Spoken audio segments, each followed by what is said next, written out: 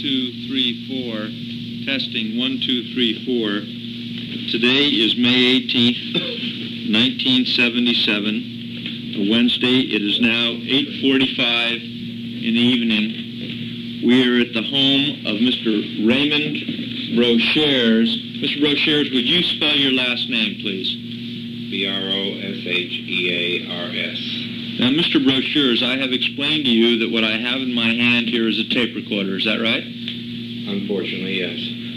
And are you giving your consent voluntarily that our conversation be tape recorded in order to ensure an accurate depiction of what your recollection is?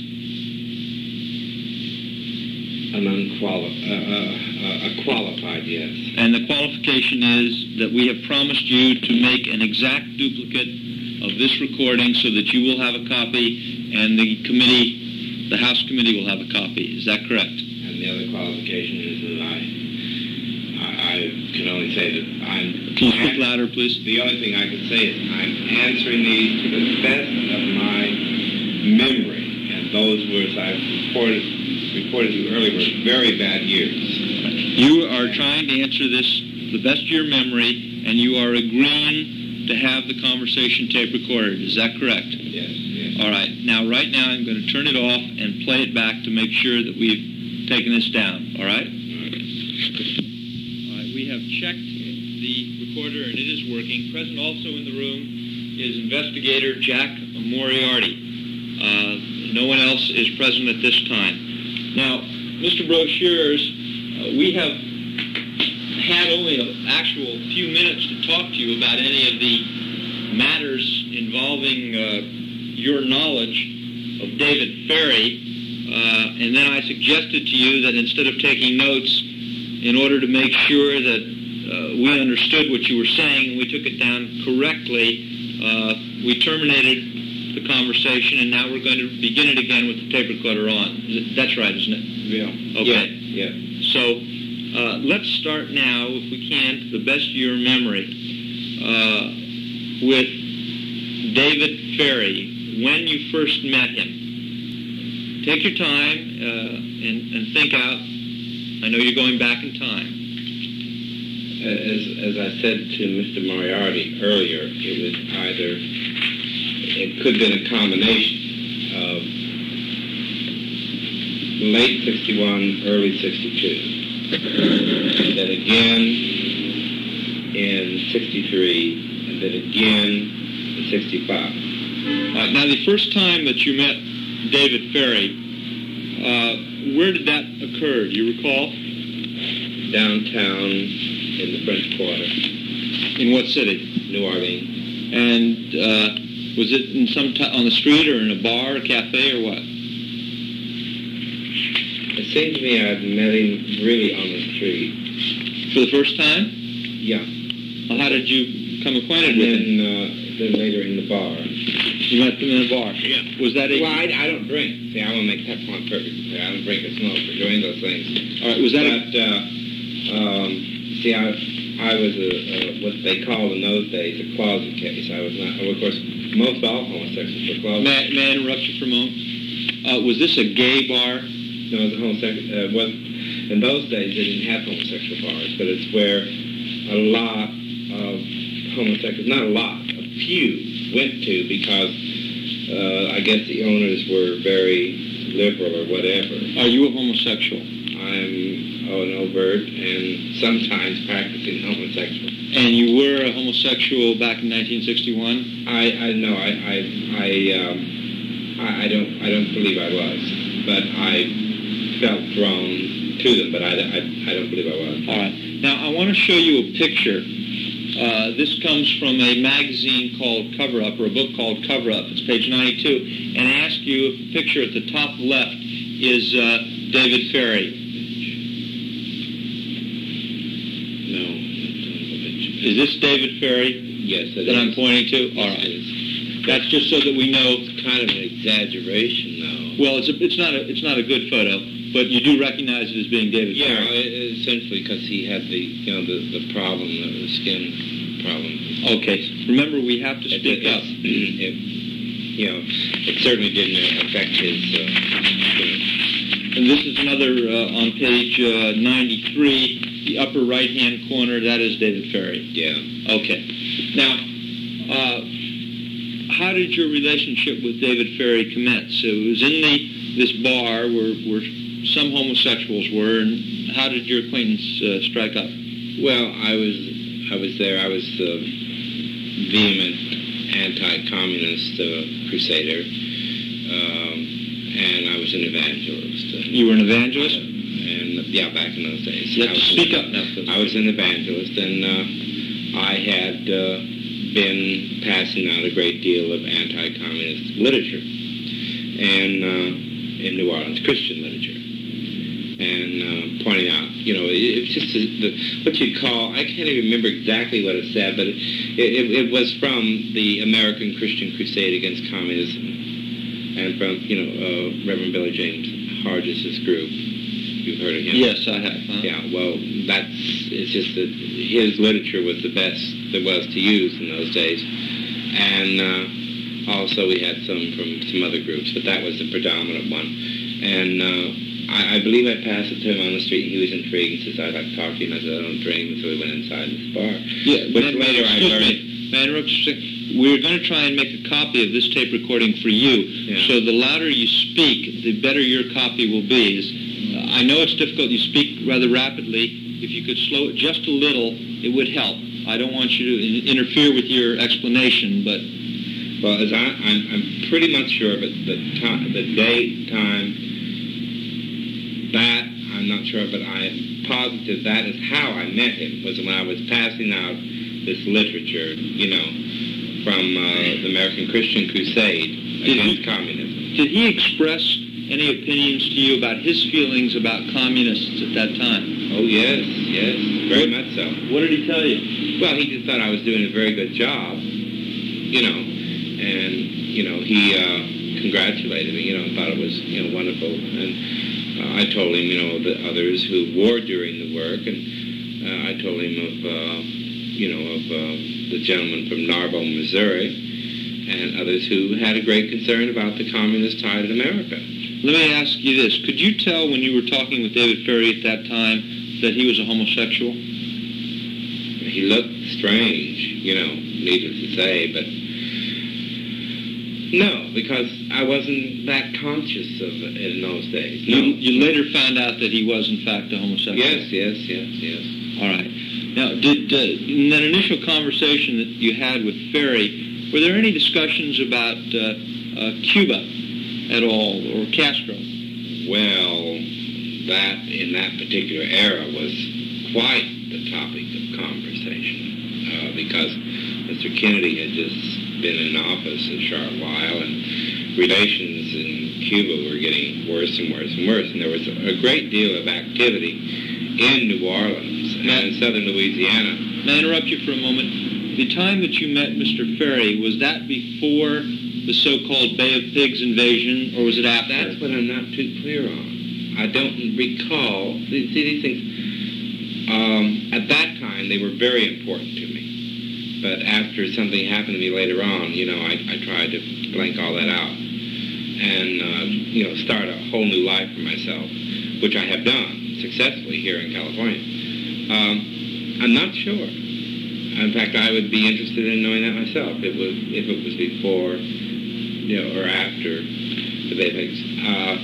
But I know this, that he was extremely angry that the government was supporting, in essence, and I felt so too, that the government... Oh, wait, he was angry about what?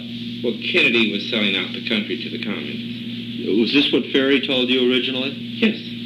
In what way was he selling it out to the communists? Well, the things that he was saying to the media and to the people of America were not exactly true. He was talking a hard line against Russia, but yet the fact still, and Cuba, but the fact remains that they were still there, and he was doing nothing about it. Our forces at Guantanamo, he said he would be defended. So, but if he was really talking the hard line, common sense tells you, if he was really talking the hard line against Cuba and Russia, and they were reacting as they should if he was talking that hard line to them. Unless there was some secret negotiations going on. Common sense tells you they would have walked in and taken over the naval base. Right. That's common sense. Well, what about... Does this represent your feelings or Mr. Ferry's feelings? Well, that was our discussion at that time. I remember it was on Cuba, on communism, which really, that was how I met him, was on discussing Cuban communism. What did David Ferry do at that time to make a living? Did he tell you? He was a pilot. He was a pilot for what? For an airlines or a private plane or what?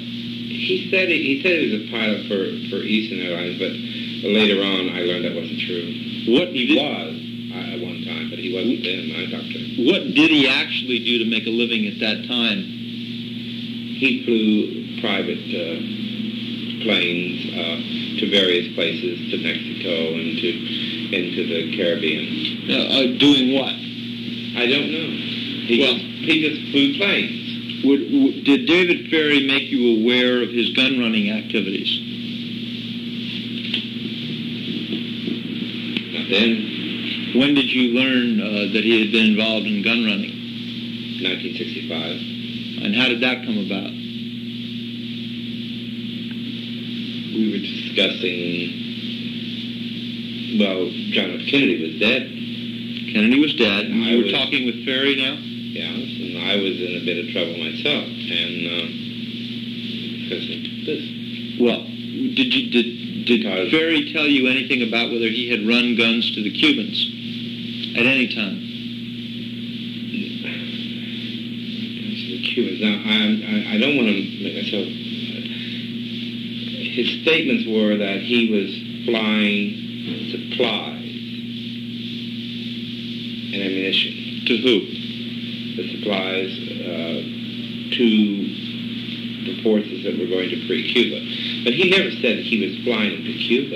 Let me ask you, are you talking about flights that were taking place in 1965 or earlier? This is earlier, much earlier. Before Castro took over or after? After. So he was flying then supplies to anti-Castro forces? Yes, as I understand, yes. Okay. Now, let's go back again. That was in... By the way, where did the conversation in 1965 take place? That, I know for sure, took place at his home. But I'm not sure. I'm sure it was on... where was his home? Louisiana Parkway. I'm pretty much sure it was at his home. What city? New Orleans. New Orleans, all right. He didn't live anywhere else in the time I know him. Right. Do you recall if anybody else was there at the time? The one time, a couple years later, I believe, the first time I met him,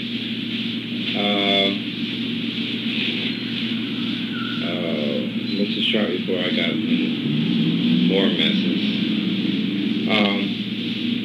There was a man came to the door, very sexy-looking man, looking back now. Nice-looking young man, but extremely nervous. Extremely nervous. I remember that. And David got extremely upset. Said, you shouldn't come here. You have no business here. And you're not supposed to come around here. And that's all I heard. I mean, that's all I could audibly hear. But they were having harsh words and sending him away. But that man later on, when I eventually saw the picture, that man had to be.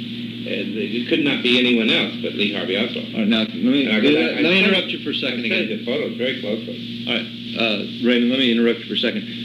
Did David Ferry introduce you to Oswald when Oswald came to Ferry's house?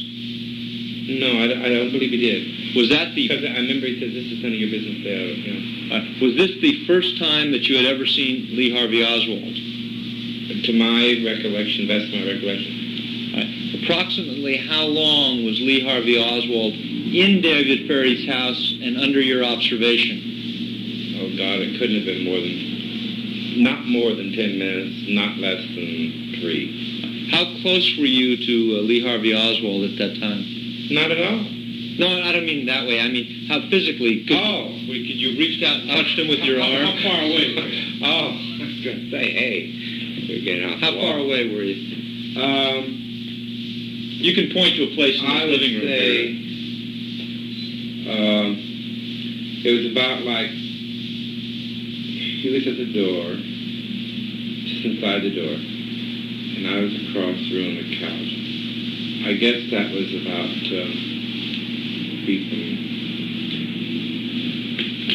from here to the desk. Here to the desk. Then, all right. Then let me paste that off.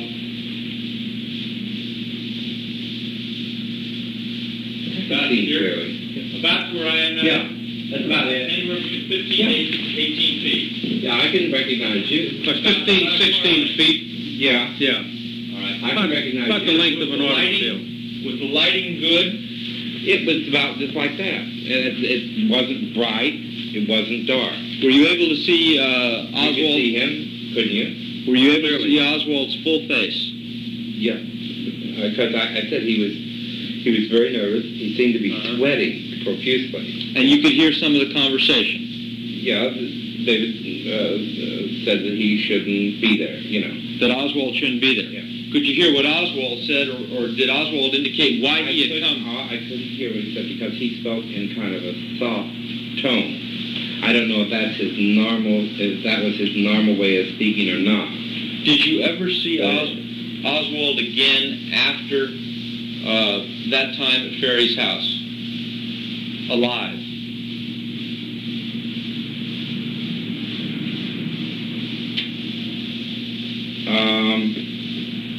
Later, and this is the one identification I'm not 1,000,000% positive of, okay? But it could have been him. I mean, to me it looked like him. Where? But I wasn't introduced to him. He was across the room, and he was very, very nervous. The man seemed nervous both times I saw him. Where? The second time? The address was on Lafayette Street. It was still in New Orleans? Yeah. Whose house was it? It wasn't one house. It was the office of Mr. Bannister and Mr. Ward. They were in... Guy Bannister? Yeah. And what was the other name? Mr. Ward. Ward, W-A-R-D? Yeah. I didn't see him. And what was Mr. Ferry there also? He was there, yeah. And were you there? I just had gone with David Ferry to pick up a packet of, well, what was money for something he had done, a trip he had flown, he said, and to pick up some anti-communist literature. Now, who was Oswald talking to when you saw him at Guy Bannister's? Wasn't talking to anyone. When David came into the room, he got quiet. Let me ask you this question, if I may. We took a cab there. All right, Raymond? Yeah. When you first saw Oswald and he came to David Ferry's house in New Orleans, how long before the assassination was that? Was that in the same year that Kennedy died, which was 1963? Was it in the same year that Kennedy died? Had to be. All right. Do you remember what part of 1963 No, it was? I don't. I told Mr. Moriarty, that's the same guy that's always trying to kill Sherlock Holmes. Professor Moriarty, it's his uncle. Yeah. A loser. Try and remember if you can whether it was the summer. I have tried to remember. I told the gentleman I thought it was either late spring or early summer. It seems to me. Okay. Now, because it was miserably hot and it was raining. Let me ask you a couple of questions. Miserably hot. Was anybody with you and David Ferry when Oswald came to Ferry's house? Or were you the only two in the house? If you recall. I'm trying to think exactly when I met this young boy who later turned out to be a hustler. In those days they weren't called hustlers, companions. But I'm trying to think if he was there then. And I'm not sure if it could have been, or maybe, it was 63. It had to have been Leighton Martin's. Leighton what? Martin. Spell his last name. M-A-R-T-E-N-S. And his first name? Leighton. Leighton Yeah. Martins. That's his first and last name. Do you know where he is now? I have no idea. Can you describe him? Very evil little punk. Did he have a criminal record that you know of in New Orleans? Not that I know of. Not that I know of. I don't know. I didn't know anything about him except that he was a friend of David Ferry's, and of course by then, I knew that Ferry was homosexual, so I assumed this is one of his boys. Could you describe? I hadn't fully accepted homosexuality in '63. Could you describe him? What he looked like then? I just saw a picture of him a minute ago. Now you're referring to the picture on page 92 of cover-up that said lately. The hair is not the same. Well, he has a military haircut. But it's those eyebrows, those eyes. Are you sure this is the person that was present at Ferry's when Oswald came? Tim, he's got a very weak mouth. As you can see, he's got a very weak mouth. He's got evil eyes. I remember that. Now, very weak mouth. A little slimy snake. Was he in the same position that you were, enabling him to see Oswald, or was he in another part of the house? I said I'm not sure, but I'm not sure. What did? But I saw him there. Let me ask you one more thing. Was Oswald by himself when he came to the house? No, there was someone out in the car. Someone drove him there. What kind of a car? I don't recall, sir. But there was somebody in an automobile. There was a car. Man or woman? I don't know, sir. Did they wait for him, and did he drive away? Like he approached the house, did he leave the same way? I didn't see, but I heard a car door slam. Knock on the door later, and then Louder, please. No, he left in a car. He left in a car. Left in a car. What did David Ferry say to you after Oswald left? It's none of my business. Did he mention the man's name? Huh? He just said a screwed up, mixed up guy that he had dealings with, and he didn't like him. He said he screwed up. But did he say his name? He just no, he didn't. No, he wait a minute. I can't recall. It seems to me that he did, but the name was not Lee. It seems it was something else, but I'm not sure. See, that's why I'm positive of the face. I am positive of the face. Well, let me ask. But the thing that he said later on was that he's gotten himself into something more than he can handle. He's going to get himself hurt. Were you living at David Ferry's house at this time? No, I wasn't. I was just a visitor. I never actually lived there. That's been a misconception by some people. When I say, well, did you visit your friend, and I was there, in and out, and I stayed there 2 nights. Now, that doesn't make me live there. Yes, technically, legally, that does. Well, like an overnight guest. Yeah. Did you visit him for a while? You were friends, right? Acquaintances. Did you become a friends? Political basis. You had something in common. Yes, it was a political friendship. Religious political friendship, because he turned me on to something else, because I didn't like the Pentecostal church, and he turned me on to the Orthodox Old Catholic Church. Did you ever engage in an intimate relationship with David Ferry at a later time? I declined to comment. Okay, that's fine. Any time that it gets, I'm asking is just to clarify the record. Please feel free to say that, okay? I decline to comment. That's fine. Felony. Well, all right. I don't know what the law is in New Orleans. I'll take it for granted. It's a felony, sir. Okay. All right. Let me go on to another area. 10 to 25 years. You'd better take another area. Take another area. We don't have 10 to 25 years at the present, so. In New Orleans, you do. In Louisiana, you do. All right. This committee doesn't. Oh, the committee. We got a little over a year. With David Ferry, let me ask you this. Do you remember where you were on the day that President Kennedy was assassinated? I really, really don't. You don't remember learning of the death? I don't. And that bothers me.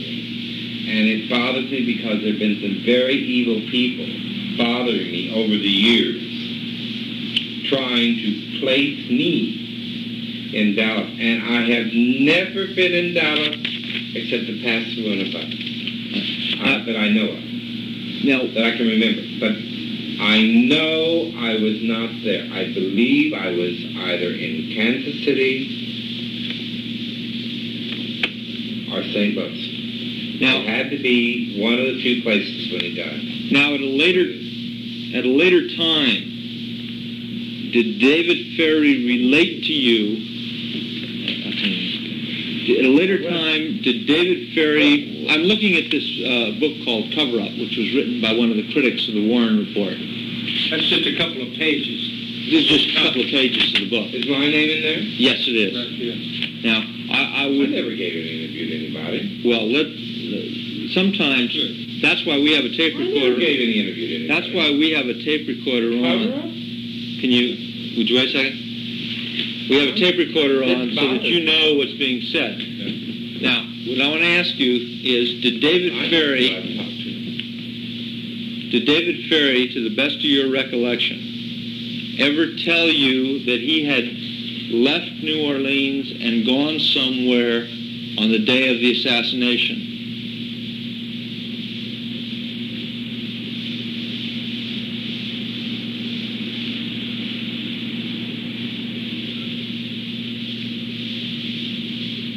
I know it's difficult, but I also know that you want to be a candid and honest in your recollections. Well, can I qualify? Certainly. Sure. Let me say this, that David Ferry was a very kind person.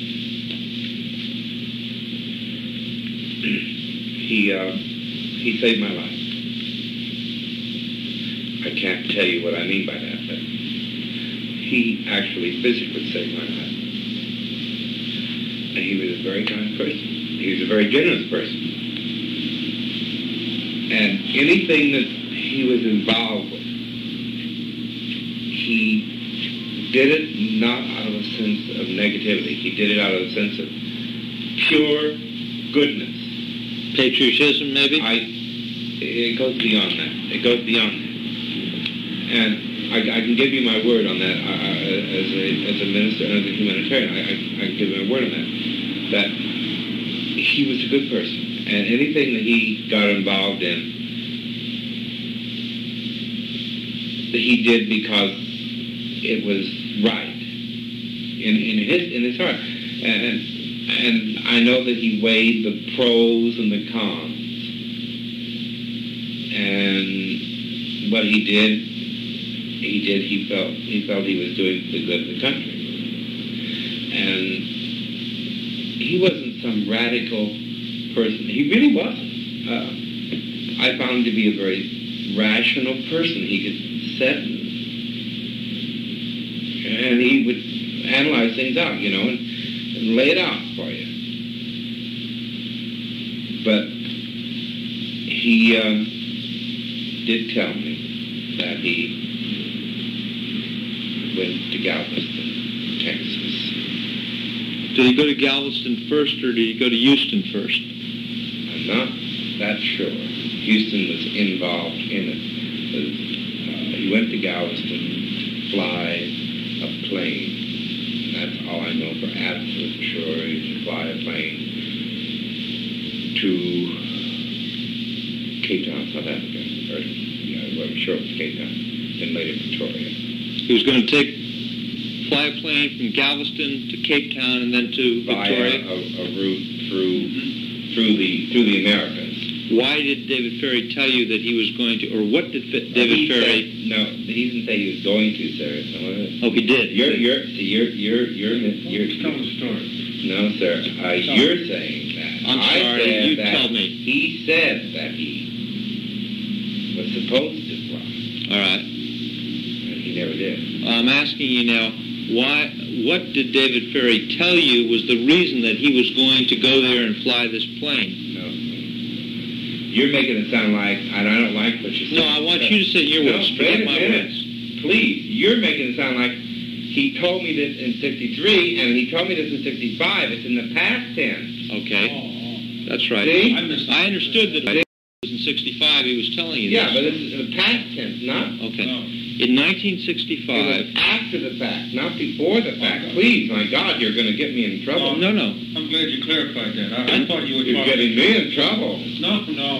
In 1965, when you had the conversation with David Ferry, when he related this to you, okay? This was 2 years after Kennedy was dead, right? Nearly 2 years. Yeah. All right. In 1965, did Ferry relate to you what this flying of the plane was all about, that he had planned to do, or was going to do?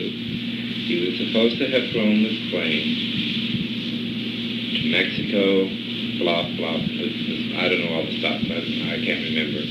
But it was eventually it was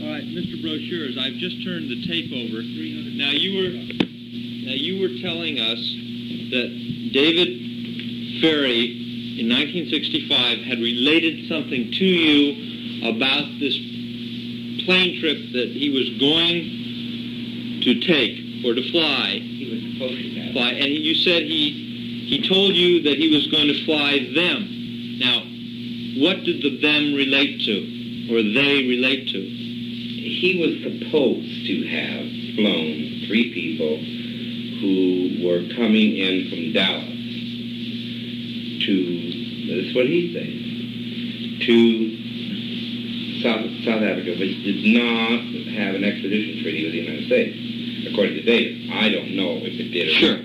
Does it? No, I don't know either. We're just, what David told you is what we're interested in.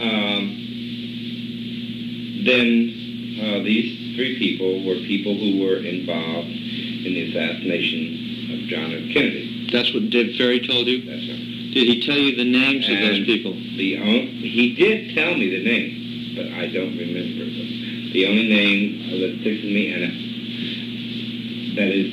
I'm sure it was I'm positive that it was a 3-part name, but Garcia was one of 3 parts of the one man's name. He was a Cuban. The other 2 were not Cubans. Now, David Ferry, from what you told us earlier, was an anti-Castro person, anti-communist and anti-Castro. Am I right in that? To me, he was. I don't know what he was to the rest of the world. Did David Ferry comment to you in 1965 anything about Oswald? When Ferry was talking to you about flying people involved in the assassination, did he comment to you about Oswald? He told me that Lee Harvey Oswald did not shoot John F. Kennedy. He said Lee Harvey Oswald could not hit a cow 25 feet away. Now, how did he tell you that he knew that Oswald didn't shoot Kennedy? Was it because he just didn't think he had the capability? No, he did not. He told me that he did not shoot them because these other men shot President Kennedy. and Oswald was being followed by other people, and he was set up. He was used. That's the way David put it to me. He was used. How did he was guilty of being involved? The way David put it to me, he was guilty of being involved in a conspiracy. That he was guilty of, which, as I understood it from David, was a death penalty offense. But he did not shoot John F. Kennedy. David explained it to me at that particular time because I was very concerned. I was deeply concerned because of David's involvement and because of the fact he said that rifle could not hit anything at that distance. And he said Lee Harvey Oswald couldn't hit a cow 25 feet away if he had I think he said a double-barrel shotgun or some big gun. Did David Ferry tell you that he had ever seen Lee Harvey Oswald practicing with a rifle so that Ferry would have something to base that opinion on?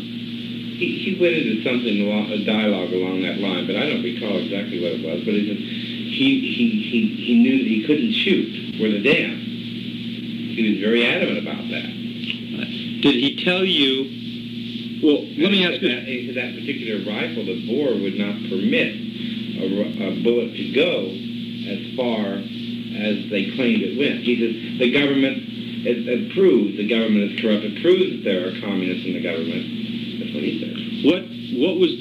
Why didn't David Ferry fly these three assassins or three people involved in the conspiracy away? They didn't show up.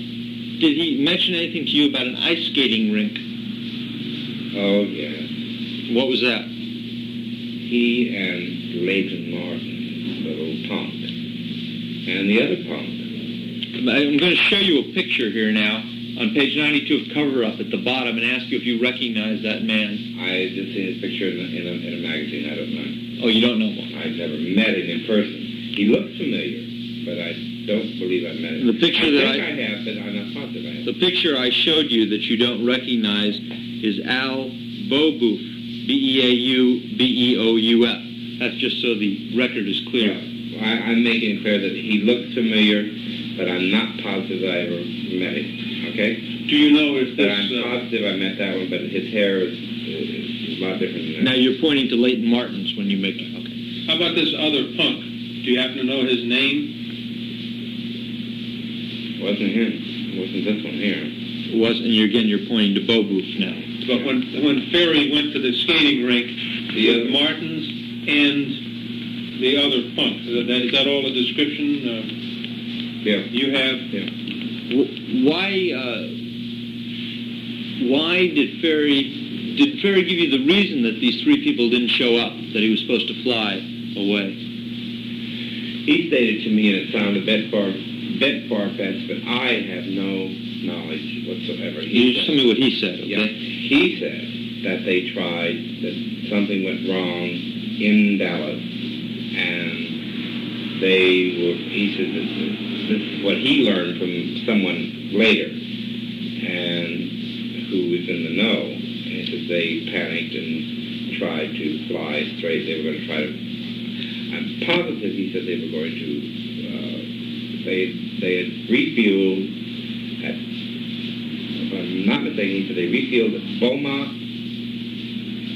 Texas, and then we're going to fly on down the coast, following the coast, because the plane was a small plane and didn't have enough gas to go very far without who was going to hopping. Who was going to refuel at Beaumont? Ferry or the three men? Those three men. And to come and meet Ferry? The bigger plane that he was going to fly. Did Ferry tell you who was going to pay him for transporting these three people? No. Did Ferry... But I have reason to believe that it was based upon his affiliation. I have reason to believe it was Carlos Marcellus. Marcello or Marcellus? Marcellus. Is he... Or Arcacio Smith. Who is he? Or what was that other name? Sergio Smith. You say it again slowly? Smith was his name. And Sergio. Now, who is this Carlos Marcellus that you said? All I know is he's somebody with a syndicate and was involved in a lot of heroin trafficking in New Orleans. And all over, really. Did David Ferry ever tell you that he had worked for Marcellus in the past? Yes. What did he tell you about that? He said he worked for him. In what respect? How did he work for him? He flew the plane. Did the plane where some drugs were moved? Or did David Ferry ever explain the details? I have no idea. I just don't want to say. I don't know. Well, let's distinguish here. I respect your... I don't believe that he would fly drugs. Weapons, then? I don't believe he would fly drugs. I don't know. Supplies. Cargo. These would be to the anti-Castro people. Supplies and cargo. Supplies and cargo. All right. Cargo, supplies. I don't want to nail it down. Who else did David Ferry fly for besides the syndicate? I'm not all that sure. He seemed that he had lots of contracts. But, he was a very, very busy person, and he spent a lot of time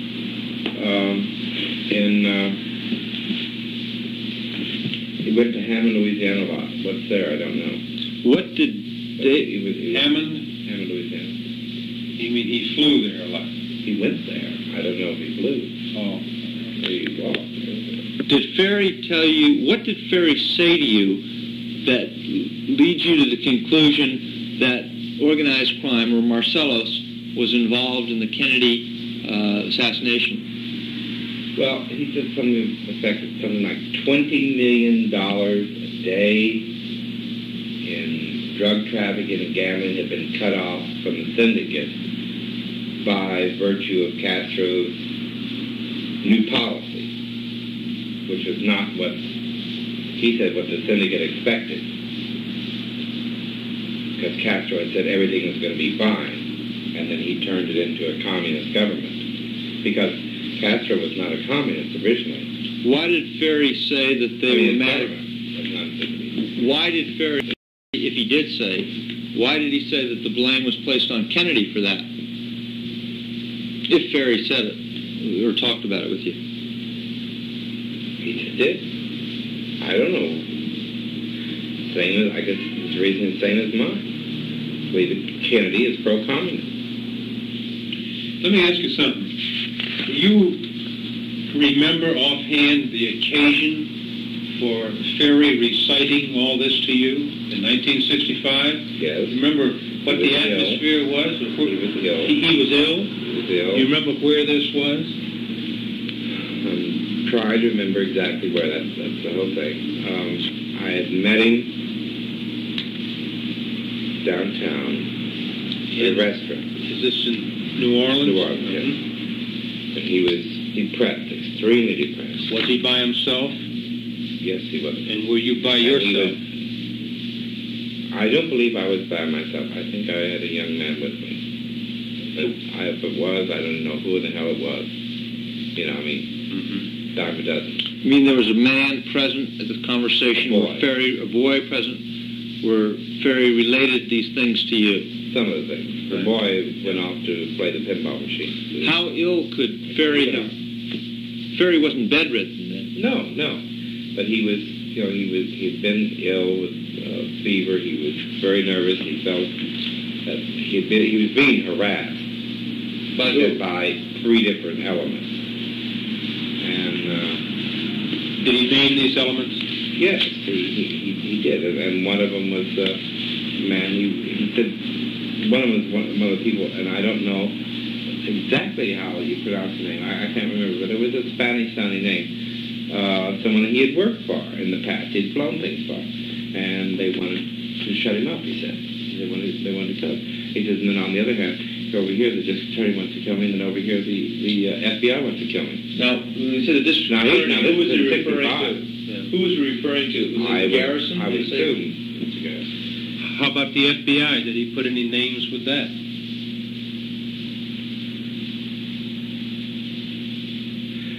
There was a name in particular of an agent who had bothered him. There was a name that I don't recall. See, at that time, you got to remember, none of this was important. Yeah, really that important. You keep a diary by any chance? No, thank God I don't. I did at that time. Uh-huh. But What I happened got to rid the of diet? I got rid of everything. When I came to California, this was going to be a whole new life for me. I got rid of everything. How did you get rid of it? I destroyed it completely in the furnace in my grandmother's in her basement. You burned your diary? I burned everything. Are you sure? I'm positive. Do you think that young boy might have kept a diary? Yeah, I believe he's just a little hustler. What do you say, hustler? You mean he was out to make some money? Yeah. People wanted his affection. Yeah, I guess he's about 18, 19 years old. At that time? Yeah. At that time, had you determined that you were homosexual? In 65? I was still very much in the closet. He was a student minister, the way I put it. All right. The way I introduced him. Now, were you ever interviewed by anybody from the Warren Commission? When I say that, I mean FBI and Secret Service. No. Have you ever been interviewed by anybody? About what? Any of this matter here? All right. Now, somebody tried to bother me.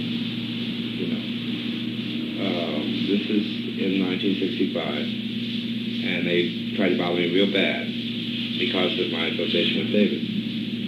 And who was somebody? I don't know. I mean, very obvious. And so I got scared and I wanted to get out of New Orleans. But then I got involved with some people who wanted to do some other things to another president. And I didn't know it at the time, and so I made some very stupid things, and I wrote some stupid things, and I did some stupid things, and I got carted off. What do you mean, carted off? Just for observation, but that was it. These people wanted to do some stupid things to another president? Is that what you said? Yeah. Would this have been President, Johnson at the time? Did these things ever materialize? Of course not. Who were the people? Some people. What were their positions? Were they, No, just people. Just people who believe that Johnson was just as corrupt as Kennedy. In other words, they were anti-communist people. Yeah. Oil interests or military people. or just individuals. My God, don't make it. Yeah, no. Just like you meet a bunch of people, at a church meeting, and that was it. And you get to talking, and they're very fanatical, and two of them were members of the Minutemen, I will admit. Weren't you ever interviewed by Jim Garrison or any of his investigators? That was they come out to California. I can't hear you. They come out to California to find me. All right, then you were interviewed by 1968. Now, were those? That's not the government, though. No. Was that Garrison or his investigator? Did you speak to Garrison himself? Yes. Did he come out to California? No. An investigator came out and took me back. They took you back to New Orleans? Yeah. And did you testify in the Clay Shaw trial? No, I did not. Because I did not know Clay Shaw. Now, this was after David Ferry had died, isn't that right? After David Ferry was murdered. Okay. Did you give written statements to Jim Garrison's investigators, or a taped statement? If you recall. I don't recall. I don't recall exactly what happened, except that I know that there was an attempt on my life, 2 attempts, when I was there in New Orleans. And what kind of attempts? Gunfire. You were shot at? That's right. Weren't you in protective custody of any kind? I was supposedly being secreted away at this hotel, Fontainebleau, in Florida? No, in New Orleans. Is it the Fontainebleau? Well, there's a number of French names. But it's on Canal. It's a really big, white, beautiful place. I think it was the Fontainebleau. Was it in the French Quarter? No. No, the French Canal doesn't go to the French Quarter. You weren't hurt, though, were you? No. We came back from Mr. Garrison's office, and my room had been completely ransacked. And no one was supposed to know it was New Orleans. No, they gave me the word, like you gentlemen did here earlier. And they gave me the word that I would have complete protection, et cetera, et cetera. And then there's 2 bullets through the window. Oh, please, come on, you know. Were you in the room when the shots were fired? I just come into the room, turned on the light. And then the shots were fired? Right, and I got out of there, and I did not call Mr. Shambra because Mr. Shambra was the one who David Ferry had warned me about, and I didn't remember it. Who's Mr. Shambra? Moo Shambra, he was an assistant district attorney. And I didn't remember that David had warned me about him. Now, he was working for the Central Intelligence Agency. And I got my ass out of that hotel. I got everything. I went down to a payphone, and I got a hold of Mr. Alcock at his home. And I told him what happened, and he said, whatever you do, don't let Shambra or Garrison know. And he hid me, and he kept me hidden in 2 different places and got me out of New Orleans safely. Who was this that hid you? Alcock. Yes, name Alcock. Alcock. You spell his last name? Yeah, Alcock. Assistant district attorney. In New Orleans? Yeah. Working for Mr. Garrison? Yeah, working for Mr. Garrison. But he told me himself that Shambra was a dishonest person, and Shambra was, was not working for the best interest of Mr. Garrison, but he says no one in the office could tell Garrison that because Shambra kept leading him on all these trails. And he says the investigation is completely out of whack now. He says it's been out of whack ever since Ferry was killed. And he used the word killed, too. Do you know what Ferry told Garrison that may have led up to Ferry's being killed? I don't know, because I understand, and this is in talking with the reporter who was here yesterday, a person friend of mine, Frank Winston. He told me all the tapes were stolen. I can't hear you? All the tapes were stolen. You mean Ferry's tapes? The whole file was stolen by Shambra. He stole everything. Son of a bitch. Pardon my French. Ferry ever tell you? That really upsets me, because... Did Ferry ever... Now I'm getting angry. Well, you go ahead. You go ahead. Because, the man... the man... No, go right ahead. I believe that he had David Ferry killed. Who? Moo Shambra. Shambra. Okay. Why don't you tell us about the last time you ever talked to Ferry? It was really, really strange. It was really, really strange. First of all, I hadn't heard when? I hadn't heard from him. Well, it was in 1967. It was early February. Mm-hmm. In fact, it was on my birthday, Valentine's Day. Oh, And he remembered my birthday. And because I'm quite a freak about remembering my birthday. It's on Valentine's Day. Mm-hmm. And he called. And I said, Ferry called. yeah. That may be important. Can you stop that, please? You want me to stop the tape recorder? Stop it for the phone call. All right. We just had the tape recorder off for about 30 seconds, and you completed your phone call, and the tape recorder's back on now. Is that correct? Yes. And Mr. Moriarty had asked you to try and relate the last conversation that you'd had with Ferry, how it came about. It was on my birthday, and I couldn't figure out how he got my phone number. Where were you living? It seems to me that I was living on Eddy Street. And what state? What city? San Francisco. Okay. I've been here since, I know for sure, the spring of '66. So this was about a year later? Yeah. About? A little, 65, 67. A year and a half, I guess. Okay. Yeah, a year and a half. So, and he called, and he was very upset because he was going to be killed. He brought up Shambra again. He mentioned Shambra's name? Again. Why did he mention Shambra's name? He says he's messing over me. He says, I think he's working for the Central Intelligence Agency. And I said, oh, please, David, I don't want to hear that. Because in '67 we were hearing the Central Intelligence Agency this, the CIA that, and it's getting a bit old, even though they probably are guilty of everything they say they are, I don't know. But there's some bad and some good and everything. But David he was very adamant about Shambra was messing over him. He said some of the things that were supposed to happen didn't happen. I said, what do you mean happen? He said, I can't tell you. He said, well, just remember this. Whatever happens, I will never kill myself. Remember that. And if something happens to me, he says, call the newspapers and tell them. So I didn't call the newspapers. You have to speak. I didn't call the newspaper because I didn't know what to say, and I didn't want to get involved. What else did he say that night on the phone? He just went on and on about, reflecting in the past and how things could have been different. And Did you ask him why somebody was trying to kill him? And he asked me if I got my papers from the Orthodox Catholic Church, and I said, yes, they came in the mail, okay. He got them for me. And what was that? I was wondering if he said why somebody would want to kill him. Because of what he knew. Did he tell you what he said? But he said to me, he says, I will be more valuable dead to certain people than I will be alive. And who is certain people? I don't know. Oh. Did Ferry ever tell you how many different people shot at Kennedy?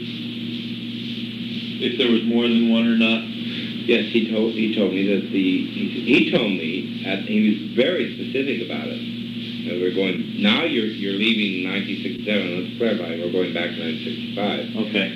He said back then that the shots came from the grassy knoll. And then, of course, I read these things in the paper, the grassy knoll. I've never been to Dallas. Like I said, except maybe go through in a bus. I don't know what the grassy knoll is. And did he tell you how many different people, if there was, did he tell you if there was more than one person shooting at Kennedy? He said that before. There were 3 people. No, did he say there were 3 people involved, but did he specifically tell you that 3 different people were doing the shooting, as opposed to one doing the shooting and the other 2 helping in some way? No. Or he didn't explain? No, sir. He didn't explain? No. Did he tell you what part Oswald played in it? I said that earlier, sir. You're being a prosecuting attorney again. He said that Oswald was the dupe, decoy.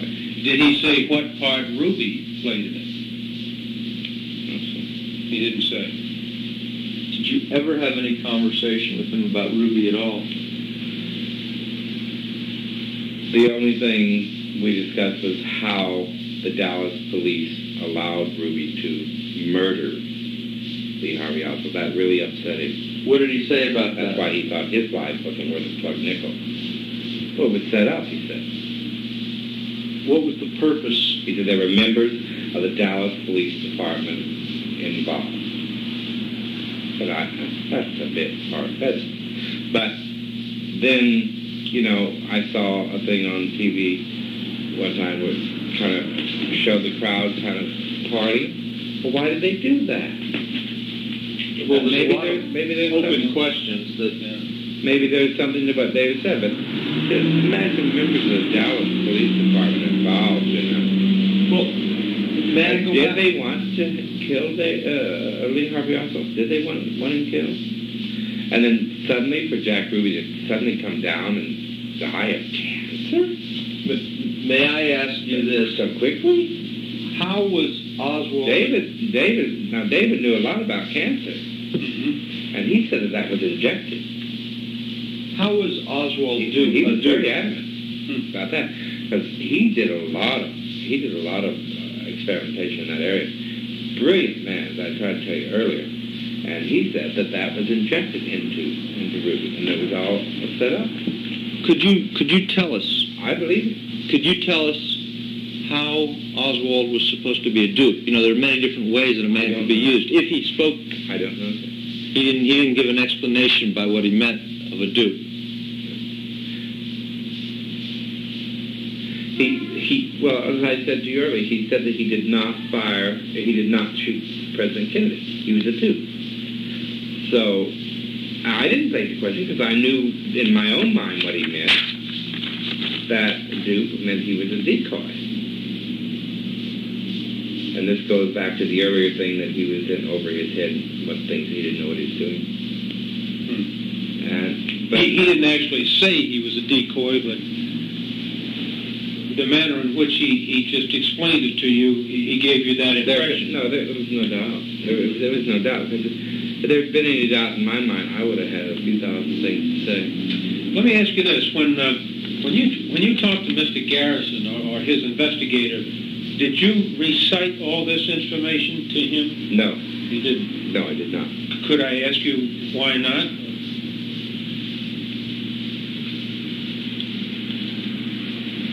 David Ferry was dead. He was murdered, regardless of what you people say, regardless of what anyone says, he was murdered. People who suffer heart attacks cannot pull a sheet up over their heads and lock their door from the outside. Now, I'm sorry. He was murdered. There was no autopsy allowed of David's body. And you can check that out, because I did check it out. And that's what made me scared when they wanted me to go to New Orleans. There was no autopsy whatsoever. So you don't know if he had been injected with something. And I think it's... Is the gist of what you're saying that because of your realization... I wasn't going to tell those bitches nothing, especially after the very first day we're there. Right. My room is ransacked, and then later on, 2 bullets to the window the next day. I mean, are you out of your mind? I'm not going to tell them anything. Right, okay. Let me ask you this. Had you ever received any kind of a letter, any kind of a written letter from David Ferry? Oh, back in the early 60s, yeah. Do you recall anything about it? I mean, no, it's just, written in longhand or typewritten, or when you come into New Orleans, it was typewritten. Poorly typewritten. Poorly typed. Poorly typed. You come to New Orleans, Poorly typewritten. I never got anything. I don't think I ever saw his handwriting. Oh. I don't think I ever saw that, except for. Do you know if he was left-handed or right-handed? If you recall, for instance, how would I recall? If chances are, if he wore a wristwatch, he had rings. Sometimes you can figure out. For instance, I'm right-handed because you can see I've got my watch on my left wrist. Shook hands with his right hand. Know that for sure. I think everybody does. Yeah. No, I know some people know. I don't. There's a rule. I stand on my left. And my right hand's always had my briefcase in it. So it's occupied, though. No, my right hand always carries a briefcase, so I always shake hands with my left. Did you ever ask David Ferry why? Of course, you didn't learn till 1965. Or am I right in concluding that you didn't learn until 1965?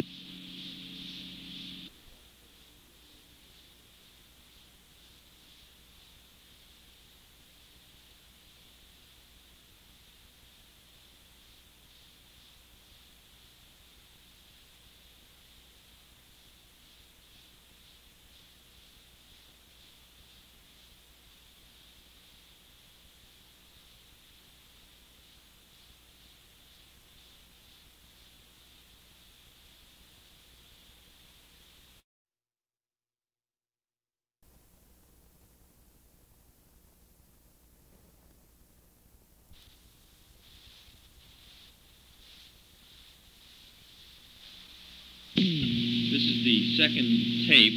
We're on side A.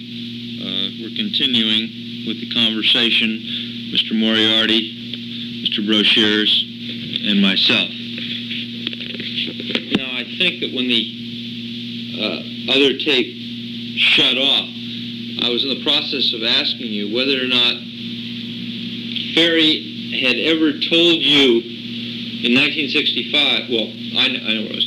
I was saying that was the first time that you learned that Ferry was involved some way in the assassination, even like helping get away. Was the first time you learned that in 1965? Yes. You didn't have any idea before that? No, I didn't have any idea of it at all. Okay. Until he told me. Now, and then later, I think it was 66 or 67, it started coming out about the Garrison. Wasn't it 67, 66? I'm not sure. Well, did Ferry... But Garrison had been questioning, though, already at 65. In fact, I think he questioned in 63. I think, in fact. Did Ferry explain to you... I understand correctly. I don't recall that. Yeah, I think he did. I think he questioned almost after he assassinated. Did Ferry explain to you in 1965 when you had your conversation why he, that is Ferry, didn't come out in front of the Warren Commission and tell them what the real truth was, as long as he felt that Oswald was a dupe?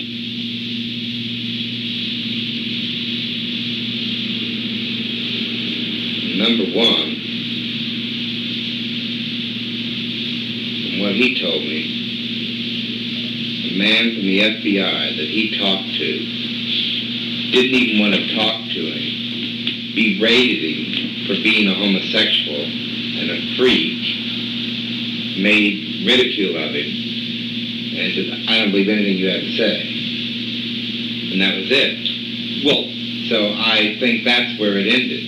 The man judged him on his cosmetic appearance and not upon what he should have been. did he... There were two men, excuse me, two men.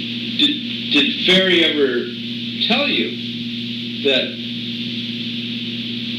he himself could have been prosecuted, that he realized that he could have been prosecuted as part of a conspiracy?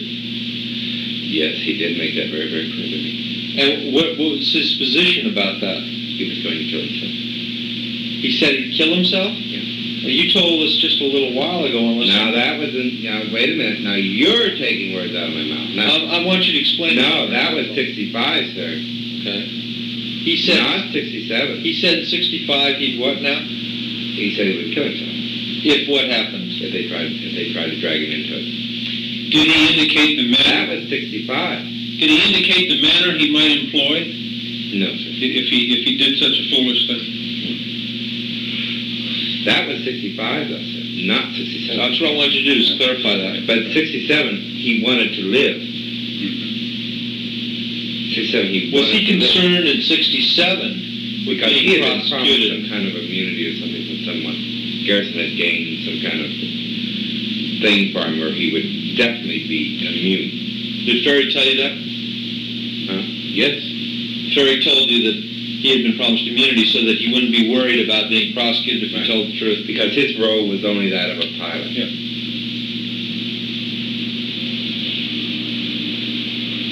That was in 67. 65, he was concerned.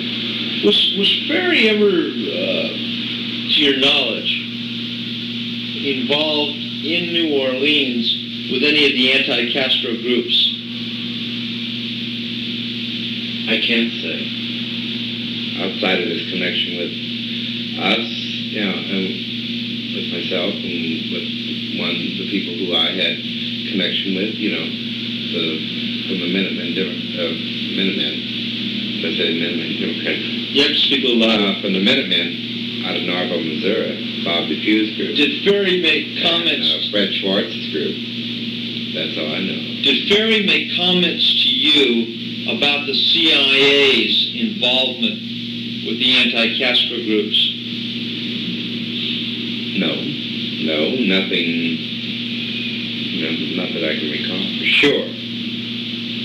Lots that we talk about.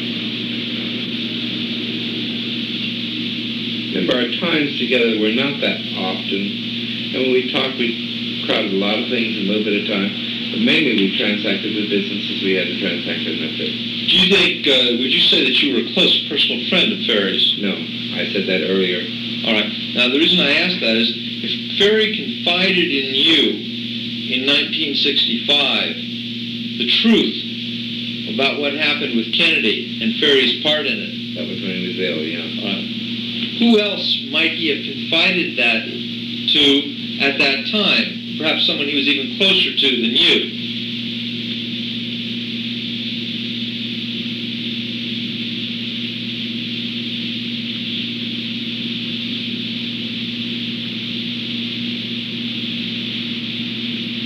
I know he told 4 people for sure, everything. Who were those? No, but I mean, he told me. He told 4 people, sure. But one of them was Garrison.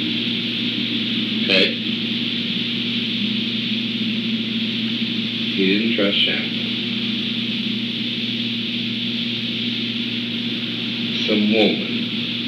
I don't know who it was. You don't know the woman's name? No. Okay, that's two. I don't know. I really don't. One of them was the minister with the old priest with the old Catholic Church, you know. But I don't know who that was.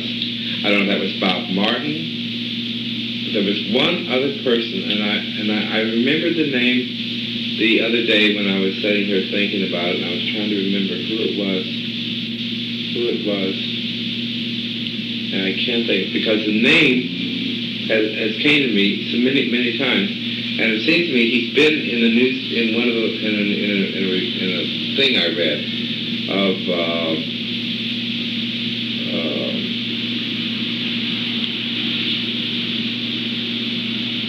I'm trying to think who wrote it. It was a thing in a magazine. I think it was Playboy or Playgirl. I don't know. No, Playboy. There is a Playgirl one too. I can't think of this guy's name. It's a very familiar name. It's one other person, and he's disappeared. And that's what's bothering me. I've been trying to remember his name again. And he's disappeared from sight. And he is one who David told everything to. May I ask you this question? At the time in 1960... His name was in that magazine article. I remember that. Raymond. I'll run across it someplace. In fact, I'll call John tomorrow and find out the name of it. Raymond, in 1960... Because it's a very familiar name with the case. Raymond, in 1965, when Ferry related this to you, did he tell you whether or not he had already told it to Garrison? No, I don't think he had told everything to Mr. Garrison. No, because he didn't have immunity. That's right. And Garrison didn't promise him immunity until sometime in 1966. So you learned about it in that conversation then before Garrison did? Yes. Now, did you ever have a subsequent or a later conversation with Ferry about the same subject matter? We discussed it off and on several times during my brief stay there before I left. Did he ever vacillate? In other words, tell you, give you more details or change in any way? Or did he remain pretty strong on what you related? It was basically the same story, but he became more unsure of himself, in my opinion, each time he related it, because I really believe he was frightened, because when he said he realized that he was really in deep. I'm trying to think of the name of this guy who told Garrison so damn much that got David in most of his trouble. I can't remember his name. God, if I can remember his name. Did you ever write it down or read it someplace? I read it. Yeah, I read it. What kind of magazine we're talking about? Maybe we can help. Yeah, it was from one of Mark Lane's books. One of Mark Lane's books. All right. And I've only read one. No, I read two. I read A Rush to Judgment and A Citizen's Dissent. I just like that man intensely. Who, Mark Lane? Yeah. But it's in one of those two novels. Mark Lane's not looking for the truth either. He's only looking to sell books. And I can give you my word on that. The terrible, evil things he said about David Ferry. What did he say about Ferry that wasn't true? Practically everything. He's a degenerate, a pervert, an opportunist, a greedy, money-hungry person. He didn't put that in his books. That's what he said to me. That's why I knew right there. This man was a very, very bad man. And I'm sorry that any of America has believed anything he's had to say, because I don't think much of anything he said is true. Because I don't find his books that interesting, and if I don't, if I start reading something, I think I read about 4 pages of Rush to Judgment, and then I read a little bit of Citizen's Dissent, I thumbed through it. He doesn't have anything to say. Tell me, do you recall if Ferry ever made many contacts with his own personal physician? Was he under the care of a doctor? You know, David considered himself by a doctor. Yeah, well... You ever see his collection of medical books? Did anybody else ever treat him for anything? I'm sure, but I don't know. He wouldn't... I mean, I'm sure they did. Common sense would tell you that. Right. That he considered himself quite a doctor. Now, there was some guy who was a doctor. I think he lost his license, that David had a lot of association with. Oh. But I don't know him. David spoke of him. He's as an ex-doctor. He always referred to him as an ex-doctor. And I said, what do you mean ex-doctor? And he lost his license. Down in New Orleans? Yeah. I don't think he lived right in New Orleans. I think he lived in Human. You said something earlier when we first came. No, it was Thibodeau, excuse me. Thibodeau. About Philip Burton, that you'd had a contact with him sometime last year. That'd be 1976. Yes, Doris Thomas, his administrative aide, and with Phil himself, yes. Now, Phil Burton is the congressman from the San Francisco area. That's right. And what did that conversation entail? Well, it was also written correspondence to the Burtons as well, to Philip. No reasoning with John, so you don't write John. But I asked Philip Burton to please do all he could to see that this committee, which you're from, never came into being, because I feel that your committee is a waste of taxpayers' time and money, basically, because you're going to do a whitewash on a cover-up. What did Burton say to you? And I gave a reason for it, and I said that too many of the first parties and second parties were dead. And Phil agreed with me that it was too long a time had passed and nothing good could come of it, and a lot of innocent people could be hurt. He said, while there might be some things gained from it, he said, it's probably in the end be an end road. And his administrative aide, Mrs. Thomas, gave me assurances that it would never. I call the office on a regular basis to find out what the status of the creation of the committee, and I lobbied. I wrote letters to a couple other congressmen. I'm trying to think who I wrote to try to stop this committee from coming into being, as well as to Senator Cranston. Well, you first said to us when we came in, unless I'm wrong in my recollection, and you correct me, that Philip Burton had given you assurances that the committee wouldn't come into being. He was virtually sure that it wouldn't, that he had the votes. Who told you that? Doris. But Burton never told you that. No, that was when I called to see, where it was, and she said, it looks like it's dead. And I said, good. I said, now I can breathe easier. But, okay, that was his administrative assistant that made those representations. She's a very, well, when Doris Thomas speaks, that's Phil Burton speaking. If you know anything about Phil Burton, you know that when Doris speaks here in San Francisco, that's the voice of Philip Burton. She gives her word. She's a very good person, a very good person. And, I wish I was a congressman and had her for administrative aide, because she's a crackerjack. Can you think of anything else, Jack? No, I can't. I was just trying to... Did you say that last part to kind of slam Congressman Burton? No, I said it because you brought it up when we first came in, and I wanted to make sure that it was correct. We wouldn't want to give you the impression that we're just kind of... Well, I know some of the congressmen on that committee don't like Congressman Burton. Well, I don't know anything about the congressional politics, but I did want to know, because you...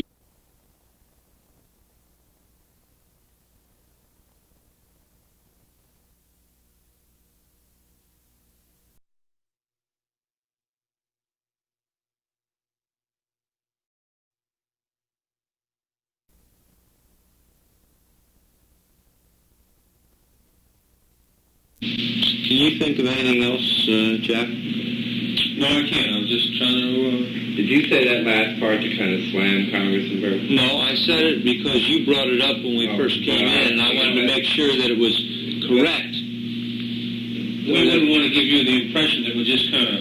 Well, I know some of the congressmen on that committee don't like Congressman Byrd. Well, I don't know anything about the Well, I did. congressional politics, but I did want to know, because you brought it up yourself to begin with. I didn't want you to think, as Mr. Moriarty pointed out, that we didn't want it on tape. Congressman Philip Burton's a very honorable man. He tries very, very hard and to do what's right, even though in corrupt Washington it's very difficult. But his only thing is that I know in discussing that he felt that too much water had gone over the dam. Is there anything else you'd like to add with respect to David Ferry, Garrison, the assassination, or anything that you have knowledge of, personal knowledge of, or through Ferry?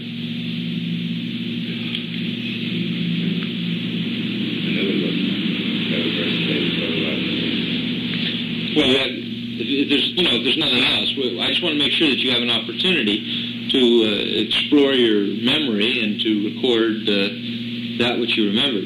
We'll stipulate that when you can think of this one other name. 5'8".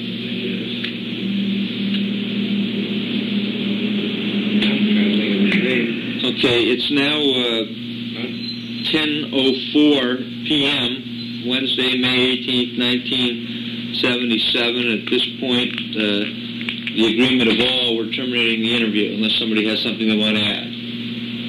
All right? Then we are terminating at this point.